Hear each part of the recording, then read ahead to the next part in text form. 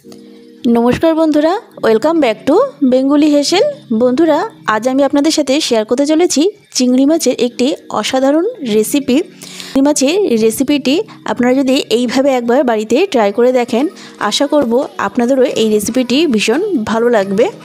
बंधुरा आमार एइ रेसिपि जोदि आपनादेर भालो लेगे थाके अवश्यई लाइक शेयर एबं कमेंटेर माध्यमे आमाके जानाबेन आपनादेर केमन लागलो।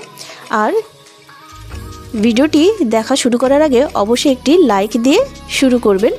বন্ধুরা দেখুন আমি এখানে কিছু চিংড়ি মাছ নিয়ে নিয়েছি। আমি এখানে 400 গ্রাম চিংড়ি মাছ নিয়েছি।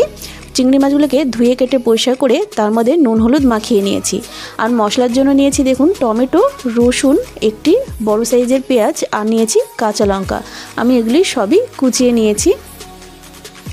গ্যাসে একটি প্যান বসিয়ে দিয়ে তাতে পরিমাণ মতো তেল গরম করে নিয়েছি। ফোড়নের জন্য দিয়ে দিচ্ছি একটি তেজপাতা, গোটা জিরে আর দিয়েছি গোটা গরম মশলা। ফোড়ন থেকে মিষ্টি গন্ধ ছাড়লেই এর মধ্যে দিয়ে দেব কুচিয়ে রাখা রসুন। আমি এখানে 7-8টি রসুনকে কুচিয়ে নিয়েছি। তো দেখুন বন্ধুরা আমি তেলের মধ্যে রসুন কুচি দিয়ে দিলাম। রসুন কুচিটা দিয়েও আমি হালকা লালচে করে ভেজে নেব।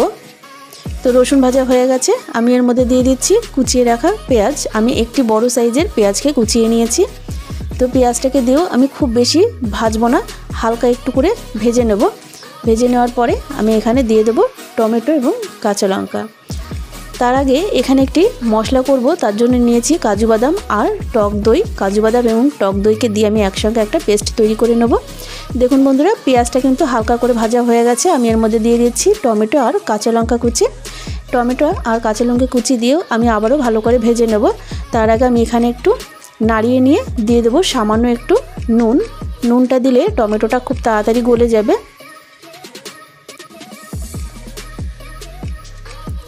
তো দিয়ে দিলাম সামান্য একটু নুন। নুন দিয়ে আমি আবারও খুব ভালোভাবে উল্টে পাল্টে নেড়ে চেড়ে আমি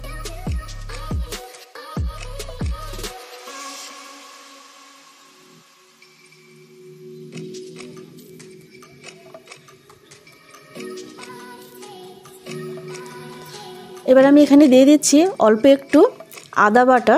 আমি আদাটাকে এর মধ্যে দিয়ে আবারও একটুখানি ভালোভাবে মিশিয়ে নিচ্ছি সমস্ত উপকরণের সাথে। এবার আমি এখানে দিয়ে দেবো কিছু গুঁড়ো মশলা।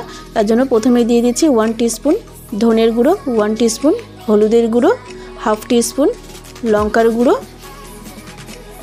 1 টিস্পুন জিরের গুঁড়ো। একটু হালকা নেড়ে নিচ্ছি, তারপরে আবারও বাকি উপকরণ দিতে থাকবো। দিয়ে দিলাম 1/2 টিস্পুন কাশ্মীরি লঙ্কার গুঁড়ো, দিয়ে দিলাম 1/2 টিস্পুন গোলমরিচের গুঁড়ো আর পরিমাণ মতো নুন। নুন যেহেতু আমি চিংড়ি মাছের মধ্যে আগে থেকেই মাখিয়ে রেখেছিলাম তাই এখানে নুনটা দেওয়ার সময় একটু বুঝিয়ে দিতে হবে। আর দিয়ে দিলাম কাজু বাদাম এবং টক দইয়ের মিশ্রণটা। এই সময় কিন্তু গ্যাসের ফ্লেমটা অবশ্যই লোতে রেখে এটা মিশিয়ে নিতে হবে। এবার আমি ভালোভাবে মশলাগুলোকে এইভাবে মিশিয়ে নিচ্ছি।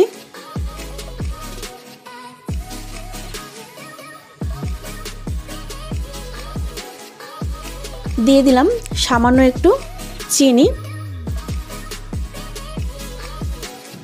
এবার মশলাটা দেখুন কষানো হয়ে গেছে, তেল রিলিজ করতে শুরু করে দিয়েছে। এই অবস্থায় আমি দিয়ে দিলাম চিংড়ি মাছ। চিংড়ি মাছ আগে থেকে ভেজে রাখার কোনো প্রয়োজন নেই। এই সময় আমি কিন্তু চিংড়ি মাছটাকে মশলার সাথেই ভালোভাবে কষিয়ে নিতেই মশলাটাও খুব সুন্দরভাবে কষানো হয়ে যাবে আর তার সাথে চিংড়ি মাছগুলো ভাজা হয়ে যাবে।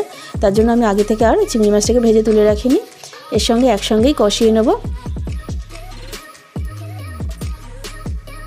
কিছুক্ষণ পর পর নেড়ে চেড়ে আমি মশলাটাকে খুবভাবে উল্টে পাল্টে নিচ্ছি আর তার সাথে চিংড়ি মাছগুলোকেও।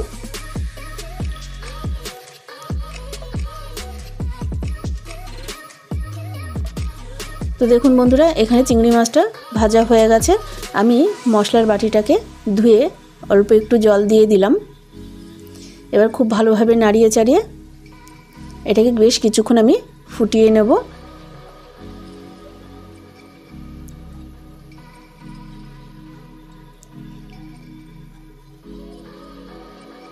তো দেখুন বন্ধুরা এটা কিন্তু জলটা অনেকটাই শুকিয়ে এসেছে। আমি আবারও একটু নেড়ে দিচ্ছি।